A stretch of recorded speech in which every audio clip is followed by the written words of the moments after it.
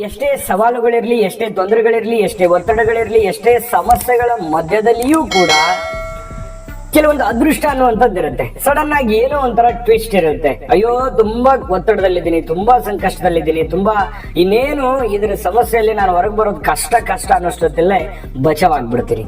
ಇಂಥವು great escape ಅಂತ ಹೇಳ್ತೀವಲ್ಲ, ಆ ತರ ಗ್ರೇಟ್ ಎಸ್ಕೇಪ್ಗಳು ನಿಮ್ ಜೀವನದಲ್ಲಿ ಆಲ್ಮೋಸ್ಟ್. ವೀಕ್ಷಕರೇ, ಕಟಕ ರಾಶಿಯ ಅಕ್ಟೋಬರ್ ತಿಂಗಳ ಮಾಸ ಫಲ ಅಂದ್ರೆ ಈ ಒಂದು ತಿಂಗಳ ಪೂರ್ತಿಯಾಗಿ ನಮಗೆ ಯಾವ ಲಾಭವಿದೆ, ಏನು ನಷ್ಟವಿದೆ, ಯಾವ ವಿಚಾರಕ್ಕೆ ಸಂಬಂಧಪಟ್ಟಂತ ಎಚ್ಚರಿಕೆಯನ್ನ ನೀವು ಪಾಲಿಸಬೇಕು, ನಿಮಗಿರತಕ್ಕಂತಹ ಅದ್ಭುತವಾದ ಪರಿಹಾರಗಳೇನು ಅನ್ನುವಂಥದ್ದು ವಿಡಿಯೋದ ಕೊನೆಯಲ್ಲಿ ತಾವು ತಿಳ್ಕೊತೀರಿ. ವಿಡಿಯೋ ಅಂತೂ ಬಹಳ ಯೂಸ್ಫುಲ್ ಆಗಿರುತ್ತೆ, ಇಂಟ್ರೆಸ್ಟಿಂಗ್ ಆಗಿರುತ್ತೆ. ಹಾಗಾಗಿ ನಿಮ್ಮ ಸಮಯನ ನಾನು ವ್ಯರ್ಥ ಮಾಡೋದಿಲ್ಲ. ಬನ್ನಿ ವಿಡಿಯೋ ಸ್ಟಾರ್ಟ್ ಮಾಡೋಣ.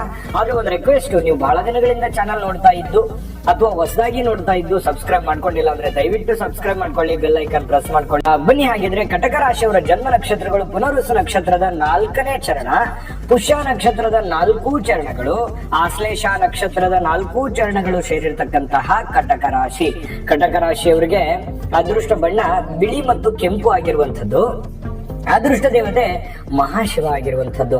ಭಗವಂತ ಇವರಿಗೆ ಅದೃಷ್ಟ ದೇವತೆ ಆಗಿರುವಂಥದ್ದು. ಮಿತ್ರ ರಾಶಿ ವೃಶ್ಚಿಕ, ಮೀನ, ತುಲಾ ರಾಶಿ ಆದ್ರೆ ಶತ್ರು ರಾಶಿ ಮೇಷ, ಸಿಂಹ, ಧನಸ್ಸು, ಮಿಥುನ ರಾಶಿ ಶತ್ರು ರಾಶಿಗಳು ಆಗಿರುವಂಥದ್ದು.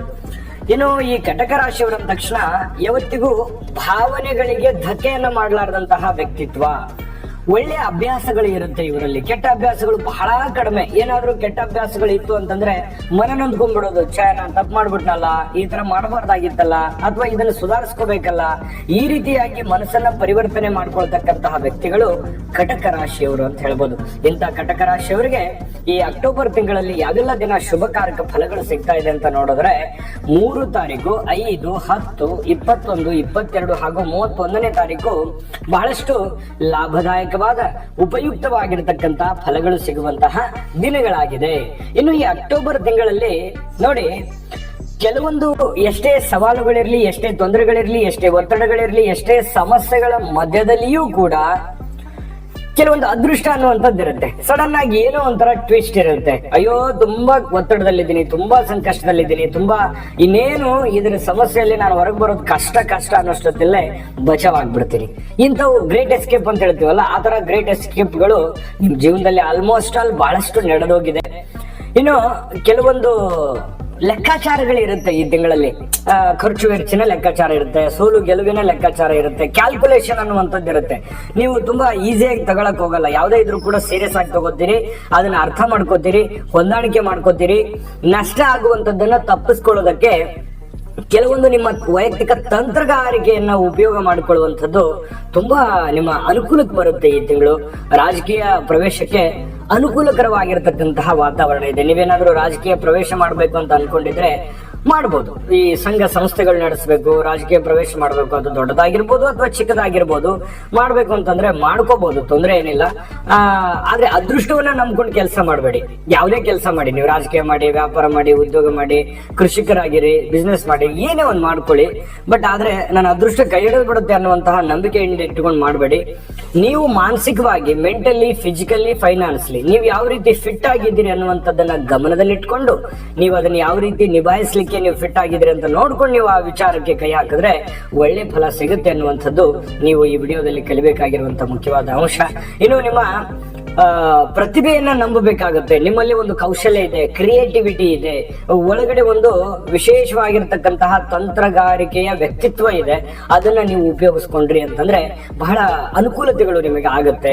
ಇನ್ನು ಕೈ ಹಿಡಿದಿರ್ತಕ್ಕಂತಹ ಕೆಲಸಗಳು ಪೂರ್ಣ ಆಗೋವರೆಗೆ ನೀವು ಪ್ರಯತ್ನ ಮಾಡ್ತಾ ಇರ್ಬೇಕು. ಏನೋ ಅರ್ಧಂಬರ್ಧ ಮಾಡಿ ಕೈ ಬಿಡುವಂತದ್ದಾಗ್ಲಿ, ಸ್ವಲ್ಪ ಮಾಡಿ ಬೇರೆಯವರಿಗೆ ನಿಭಾಯಿಸ್ಲಿಕ್ಕೆ ಕೊಟ್ಬಿಡುವಂತದ್ದಾಗ್ಲಿ, ಅಥವಾ ಯಾರೋ ನನ್ನ ಸ್ನೇಹಿತರಿದ್ದಾರೆ, ನೆರೆಹೊರೆಯವರಿದ್ದಾರೆ, ಬಂಧು ಬಳಗದವರಿದ್ದಾರೆ, ಆಳ್ಮಕ್ಳಿದ್ದಾರೆ, ಏನೋ ನನ್ನ ಆಳು ಮಾಡ್ಬೋದು ಅನ್ನುವಂಥದ್ದು ಭ್ರಮೆಯಲ್ಲಿ ಇರಬೇಡಿ. ನೀವೇ ಅದನ್ನ ಸ್ವಂತ ಮುತುವರ್ಜಿ ವಹಿಸಿ ಯಾವುದೇ ಒಂದು ಕೆಲಸ ಇದ್ರೂ ಕೂಡ ಅದು ಚಿಕ್ಕದಿರ್ಲಿ ದೊಡ್ಡದಿರ್ಲಿ ಅದನ್ನು ಪೂರ್ಣಗೊಳಿಸುವಂತಹ ಪ್ರಯತ್ನವನ್ನ ಕಟಕ ರಾಶಿಯವರು ಈ ಅಕ್ಟೋಬರ್ ತಿಂಗಳಲ್ಲಿ ಮಾಡಬೇಕಾಗತ್ತೆ. ಎಷ್ಟೇ ಅಡ್ಡಿ ಆತಂಕಗಳು ಇದ್ರೂ ಕೂಡ ಮಾನಸಿಕವಾಗಿ ನೀವು ಅದನ್ನ ಎದುರಿಸೋದಕ್ಕೆ ಪ್ರಿಪರೇಷನ್ ಆಗ್ಬೇಕು ಅಥವಾ ತಯಾರಿ ಆಗ್ಬೇಕು, ಫಿಟ್ ಆಗ್ಬೇಕು ಅನ್ನುವಂಥದ್ದು ಈ ಮಾತಿನ ಅರ್ಥ ಆಗಿದೆ. ಹಾಗಾಗಿ ಇದನ್ನ ನೀವು ಗಮನದಲ್ಲಿ ಇಟ್ಕೊಂಡು ಮಾಡಿದ್ರೆ ಖಂಡಿತ ಸಕ್ಸಸ್ ಆಗುತ್ತೆ. ಯಾವುದೇ ಒಂದು ನಿರ್ಧಾರಗಳನ್ನ ತೆಗೆದುಕೊಳ್ಳೋದಕ್ಕಿಂತ ಮುಂಚೆ ತಪ್ಪು ನಿರ್ಧಾರ ಆಗದೆ ಇರೋ ತರ, ತಪ್ಪು ಹೆಜ್ಜೆ ಇಡದೇ ಇರೋ ತರ ಸ್ವಲ್ಪ ಗಮನ ಹರಿಸುವಂತಹ ಪ್ರಯತ್ನವನ್ನ ಕಟಕ ರಾಶಿಯವರು ಈ ತಿಂಗಳ ಮಾಡಬೇಕಾಗುತ್ತೆ. ವಿಶೇಷವಾಗಿ ಮಹಿಳೆಯರಿಗೆ, ರಾಜಕಾರಣಿಗಳಿಗೆ, ಮಹಿಳಾ ರಾಜಕಾರಣಿಗಳು, ಗುಂಪು ಸಂಘಟನೆ ಇದರಲ್ಲಿ ಕೆಲಸ ಮಾಡ್ತಕ್ಕಂಥವ್ರಿಗೆ ಅದ್ಭುತವಾಗಿರತಕ್ಕಂತ ಫಲ ಇದೆ. ಆಲ್ಮೋಸ್ಟ್ ನಾನು ಹೇಳ್ತಾ ಇರುವಂತ ಈ ಫಲ ಇದೆಯಲ್ಲ, ಪುರುಷರಿಗೂ ಸ್ತ್ರೀಯರಿಗೂ ಸಮಾನವಾಗಿ ಅನ್ವಯ ಆಗುತ್ತೆ. ಆದ್ರೆ ವಿಶೇಷವಾದಂತಹ ಸ್ತ್ರೀಯರಿಗೆ ಬಹಳ ಅನುಕೂಲತೆ ಇದೆ ಅನ್ನುವಂಥ ವಿಚಾರವನ್ನ ಪ್ರಸ್ತಾಪ ಮಾಡಿದ್ದು. ಇನ್ನು ಕೆಲವೊಂದು ಜನರಿಗೆ ಒಳ್ಳೆ ಒಳ್ಳೆ ಅವಕಾಶಗಳು ಸಿಗುತ್ತೆ. ಕಲಾವಿದರಿಗಾಗಿರ್ಬೋದು ಅಥವಾ ನೀವು ಹೆಚ್ಚಿನ ಒಂದು ತಂತ್ರಗಾರಿಕೆ, ಚಾಕಚಕ್ಯತೆಯನ್ನ ಮೆರೆದ್ರೆ ಅದಕ್ಕೊಂದು ಫಲ ಸಿಗುತ್ತೆ, ಬೆಲೆ ಸಿಗುತ್ತೆ, ವರ್ಕೌಟ್ ಆಗುತ್ತೆ. ನಿಮ್ ಪ್ಲಾನ್ ಇದೆಯಲ್ಲ, ನಿಮ್ ಟೆಕ್ನಿಕಲ್ ಇದೆಯಲ್ಲ, ಅದು ವರ್ಕೌಟ್ ಆಗುವಂತ ಸಾಧ್ಯತೆಗಳಿದೆ. ವಿಶೇಷವಾಗಿ ಈ ವೈದ್ಯರಿಗೆ, ವಕೀಲರಿಗೆ, ವಾಣಿಜ್ಯ ವಿಭಾಗಕ್ಕೆ ಸಂಬಂಧಿಸಿರ್ತಕ್ಕಂಥ ಉದ್ಯೋಗಿಗಳಿಗೆ, ರಾಜಕಾರಣಿಗಳಿಗೆ, ಮತ್ತೆ ಈ ಸರ್ಕಾರಿ ಅಥವಾ ಅರೆ ಸರ್ಕಾರಿಯಲ್ಲಿ ಕೆಲಸ ಮಾಡ್ತಕ್ಕಂಥವ್ರಿಗೆ, ಸಾರ್ವಜನಿಕ ವಲಯದಲ್ಲಿ ಸೇವೆಯನ್ನ ಸಲ್ಲಿಸ್ತಾ ಇರತಕ್ಕಂಥವ್ರಿಗೆ, ಸಂಧಾನಕಾರರಿಗೆ ಬಹಳಷ್ಟು ಆದಾಯಗಳು ಸಿಗುವಂತಹ ಸಾಧ್ಯತೆಗಳು, ಅನುಕೂಲತೆಗಳು ಸಿಗುವಂತಹ ಸಾಧ್ಯತೆಗಳಿದೆ. ಈ ಹೋಟೆಲ್ ಅಥವಾ ಆಹಾರಕ್ಕೆ ಸಂಬಂಧಿಸಿರ್ತಕ್ಕಂತಹ ಉದ್ಯೋಗ ಮಾಡ್ತಕ್ಕಂಥವ್ರಿಗೂ, ಪುಸ್ತಕ ವ್ಯಾಪಾರಗಳನ್ನು ಮಾಡ್ತಕ್ಕಂಥವ್ರಿಗೂ, ಒಳ್ಳೆ ಕಮಿಷನ್ ವ್ಯವಹಾರ ಮಾಡ್ತಕ್ಕಂಥವ್ರಿಗೂ ಕೂಡ ಅನುಕೂಲಕರವಾಗಿರ್ತಕ್ಕಂತಹ ಫಲಗಳು ಸಿಗುವಂತಹ ಸಾಧ್ಯತೆಗಳಿದೆ. ಆದ್ರೆ ಒಟ್ಟಾರೆಯಾಗಿ ಒಂದು ಒಳ್ಳೆ ಫಲ ಇದೆ ಅನ್ನುವಂಥದ್ದು ಕೂಡ ಬಹಳ ಮುಖ್ಯವಾಗಿರ್ತಕ್ಕಂಥ ವಿಚಾರ. ಕೆಲವೊಂದು ಎಚ್ಚರಿಕೆಗಳನ್ನು ತಿಳಿಸ್ಕೊಡ್ತೀನಿ, ಜೊತೆಗೆ ಪರಿಹಾರಗಳನ್ನು ತಿಳಿಸ್ಕೊಡ್ತೀನಿ. ನೋಡಿ, ಕೌಟುಂಬಿಕ ಅನುಕೂಲತೆಗಳು ಉಂಟಾಗುತ್ತೆ. ಪತಿ ಪತ್ನಿಯರಲ್ಲಿ ಒಂದು ಒಳ್ಳೆ ಅನುಕೂಲತೆ, ಬಾಂಧವ್ಯ ಅನ್ನುವಂಥದ್ದು ಇರುತ್ತೆ. ಅದು ಬಹಳ ಮುಖ್ಯವಾಗಿರುವಂತ ವಿಚಾರ. ನಿಮ್ಮ ವ್ಯಾಪಾರ ವಹಿವಾಟಿನಲ್ಲಿ, ಹಣಕಾಸಿನ ವಿಚಾರದಲ್ಲಿ ಏರುಪೇರು ಜೀವನದಲ್ಲಿ ಸಹಜವಾಗಿ ಇರುತ್ತೆ. ಲಾಭದಾಯಕ ಫಲಗಳಿದ್ರೂ ಕೂಡ ಕೆಲವೊಂದು ಜನರಿಗೆ ಏನಾಗುತ್ತೆ, ಈಸಿಯಾಗಿ ತಗೊಂಡು ಬಹಳ ಸಂಕಷ್ಟವನ್ನ ಅನುಭವಿಸುವಂತಹ ಸಾಧ್ಯತೆಗಳಿದೆ. ಮಾನಸಿಕವಾಗಿರತಕ್ಕಂತ ಅಶಾಂತಿ, ಯಾಕಂತಂದ್ರೆ ಮನಸ್ಸಿನಲ್ಲಿ ಎಲ್ಲೋ ಒಂದು ಕಡೆ ಸ್ಯಾಟಿಸ್ಫ್ಯಾಕ್ಷನ್ ಇರಲ್ಲ. ಎಷ್ಟೋ ಕೆಲಸ ಮಾಡ್ತಾ ಇದ್ರು ಕೂಡ ಖುಷಿ ಇರಲ್ಲ, ಎಷ್ಟೋ ದುಡ್ಡು ಬರ್ತಾ ಇದ್ರು ಕೂಡ ಸಮಸ್ಯೆಗಳು ಸಾಲ್ವ್ ಆಗಲ್ಲ, ಏನಪ್ಪಾ ಮಾಡೋದು ಅನ್ನುವಂತಹ ಒಂದು ಒತ್ತಡದಲ್ಲಿ ಕೆಲವೊಂದು ಜನಗಳು ಇರುವಂತಹ ಸಾಧ್ಯತೆಗಳಿದೆ. ಉದ್ಯೋಗದಲ್ಲಿ ಸ್ವಲ್ಪ ಒತ್ತಡ ಇರುತ್ತೆ. ಯಾಕಂತಂದ್ರೆ ನೀವು ಯಾವುದೇ ಬಿಸ್ನೆಸ್ ಮಾಡಿ ಅಲ್ಲಿ ಕಾಂಪಿಟೇಷನ್ ಅನ್ನುವಂಥದ್ದು ಇರುತ್ತೆ.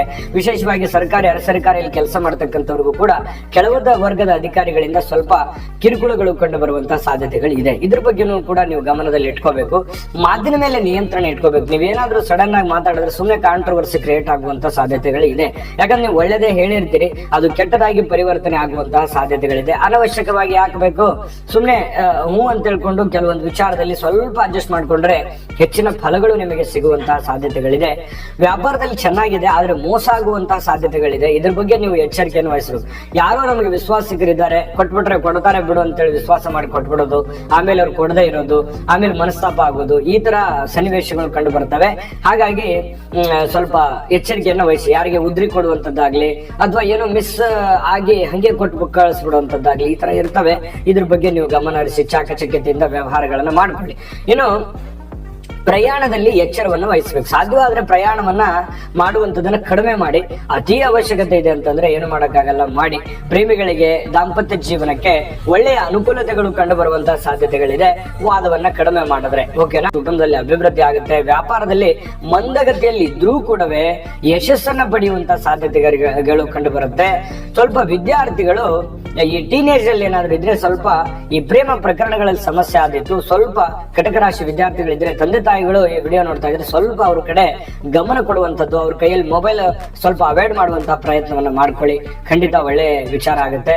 ಈ ವಿವಾಹದ ವಿಚಾರಕ್ಕೆ ಸಂಬಂಧಿಸಿರ್ತಕ್ಕಂತಹ ಮಾತುಕತೆಗಳಿದ್ರೆ ಸ್ವಲ್ಪ ಮುಂದೂಡಿಕೆ ಆಗುವಂತಹ ಸಾಧ್ಯತೆಗಳು ಕಂಡು ಬರುತ್ತೆ. ಸ್ವಲ್ಪ ಆರೋಗ್ಯದ ಕಡೆ ಹೆಚ್ಚಿನ ಗಮನವನ್ನ ಹರಿಸ್ಕೋಬೇಕಾಗುತ್ತೆ. ಎಲ್ಲೋ ಒಂದ್ ಕಡೆ ಫಿಸಿಕಲಿ ವೀಕ್ನೆಸ್ ಆದವ್ರ ತರ, ಸ್ವಲ್ಪ ಮೆಂಟಲಿ ಅಪ್ಸೆಟ್ ಆದವ್ರ ತರ, ಸ್ವಲ್ಪ ನರಗಳ ದೌರ್ಬಲ್ಯ ತರ, ಈ ತರ ಕಂಡು ಬರುವಂತಹ ಸಾಧ್ಯತೆಗಳಿದೆ. ಸ್ವಲ್ಪ ಆರೋಗ್ಯ ವಿಚಾರಕ್ಕೆ ಸಂಬಂಧಪಟ್ಟಂತ ಎಚ್ಚರಿಕೆಯನ್ನ ನೀವು ಪಾಲಿಸಬೇಕಾಗುತ್ತೆ. ಗೃಹ ಉಪಯೋಗಿ ವಸ್ತುಗಳು ಖರೀದಿ ಮಾಡಿಕೊಂಡು ದುಡ್ಡನ್ನ ಖರ್ಚು ಮಾಡುವಂತ ಸಾಧ್ಯತೆಗಳಿದೆ. ಅವಶ್ಯಕತೆ ಎಷ್ಟಿದೆ ಆ ಅವಶ್ಯಕತೆಯನ್ನ ನೋಡಿಕೊಂಡು ನೀವು ಖರ್ಚು ಮಾಡುವಂತದನ್ನ ಮಾಡಿಕೊಂಡ್ರೆ ಬಹಳಷ್ಟು ಒಳ್ಳೆಯದು. ಸುಮ್ಮನೆ ಅನವಶ್ಯಕವಾಗಿ ಕೈಯಲ್ಲಿ ದುಡ್ಡಿದೆ ಅಂತ ಮಾತ್ರಕ್ಕೆ ಐಷಾರಾಮಿ ವಸ್ತುಗಳನ್ನ ಖರೀದಿ ಮಾಡ್ಲಿಕ್ಕೆ ಹೋಗ್ಬೇಡಿ. ಅದು ಅವಶ್ಯಕತೆ ಇದ್ರೆ ಮಾಡ್ಕೊಳ್ಳಿ. ನಿಮ್ಮ ಹಣಕಾಸಿನ ಸ್ಥಿತಿಗತಿಗಳನ್ನ ನೋಡ್ಕೊಂಡು ಮಾಡ್ಕೊಳ್ಳಿ, ನಿಮ್ಗೆ ಒಳ್ಳೆ ಫಲ ಸಿಗುತ್ತೆ. ಅಂದ್ರೆ ಒಟ್ಟಾರೆಯಾಗಿ ನಿಮಗೆ ಅದ್ಭುತ ಅದ್ಭುತವಾದಂತಹ ಫಲ ಇದೆ, ಚಿಂತೆ ಮಾಡುವಂತ ಅವಶ್ಯಕತೆ ಇಲ್ಲ. ಆದ್ರೆ ಕೆಲವೊಂದು ಮಧ್ಯದಲ್ಲಿ ಕೆಲವೊಂದು ಅಲ್ಲಿ ನಾನು ಎಚ್ಚರಿಕೆಗಳನ್ನ ಕೊಟ್ಟಿದ್ದೀನಿ. ಆ ಎಚ್ಚರಿಕೆಗಳನ್ನ ನೀವು ನಿಮ್ಮ ಜೀವನದಲ್ಲಿ ಅಳವಡಿಸ್ಕೊಂಡಿದ್ದೆ ಆದ್ರೆ, ಆ ಚಾಕಚಕ್ಯತೆಗಳನ್ನ ಅಳವಡಿಸ್ಕೊಂಡಿದ್ದೆ ಆದ್ರೆ ಅದ್ಭುತವಾಗಿರ್ತಕ್ಕಂಥ ಫಲ ಸಿಗುತ್ತೆ ಅನ್ನೋದ್ರಲ್ಲಿ ಯಾವುದೇ ಸಂಶಯಗಳು ನಿಮಗಿಲ್ಲ. ಇನ್ನು ನಾನು ಅಷ್ಟೇ ಅದ್ಭುತವಾಗಿರ್ತಕ್ಕಂಥ ಪರಿಹಾರಗಳನ್ನು ತಿಳಿಸ್ಬೇಕಲ್ವಾ? ಪರಿಹಾರ ತಿಳಿಸೋದಕ್ಕಿಂತ ಮುಂಚೆ ಈ ವಿಡಿಯೋ ನಿಮಗೆ ಉಪಯೋಗ ಆಗಿದೆ ಅಂತ ನಾನು ಭಾವಿಸಿದ್ದೀನಿ. ಉಪಯೋಗ ಆಗಿದ್ರೆ ದಯವಿಟ್ಟು ಈ ವಿಡಿಯೋನ ಲೈಕ್, ಶೇರ್ ಮಾಡಿ, ನಮ್ಮ ಚಾನಲ್ ಸಬ್ಸ್ಕ್ರೈಬ್ ಮಾಡ್ಕೊಳ್ಳಿ. ಈ ವಿಡಿಯೋದ ಕೆಳಗಡೆ ಈ ಒಂದು ಅಕ್ಟೋಬರ್ ತಿಂಗಳ 12 ರಾಶಿಯವರ ರಾಶಿಫಲದ ಲಿಂಕ್ ಸಿಗುತ್ತೆ, ವಿಡಿಯೋದ ಕೆಳಗಡೆ ಇದೆ.